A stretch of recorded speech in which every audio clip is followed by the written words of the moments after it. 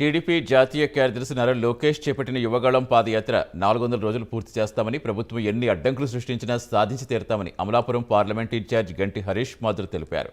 నారా లోకేష్ చేపట్టిన యువగళం పాదయాత్ర 100 రోజులు పూర్తయిన సందర్భంగా టీడీపీ శ్రేణులు సంఘీభావ పాదయాత్ర చేపట్టారు.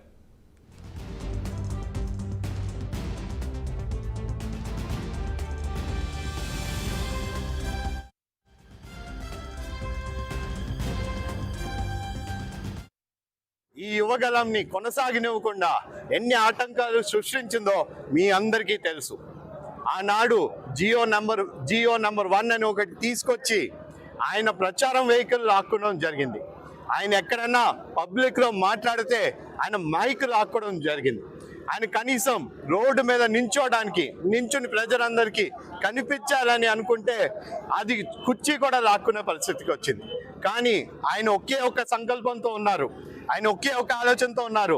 నేను ఇది చేస్తుంది ప్రజల గురించి, ప్రజల సమస్యలు తెలుసుకోవడానికి ఒక ఆలోచనతో నేను నడుస్తున్నాను.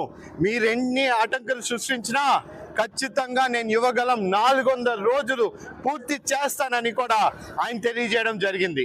ఇలాంటి 4 సంవత్సరాలు మీరు చేసిన అరాచకాల వల్ల ఈ రోజు మీరు 170 సీట్లు అడగకూడదు కాదు. రేపన్నాడు మీరు మాట్లాడాల్సింది వేర్ ఇస్ మై పులివెందల, ఆ సీటు కూడా కోల్పోయే పరిస్థితికి వస్తున్నారని కూడా హెచ్చరిస్తూ ఈ రోజు ఇక్కడ ఈ కార్యక్రమం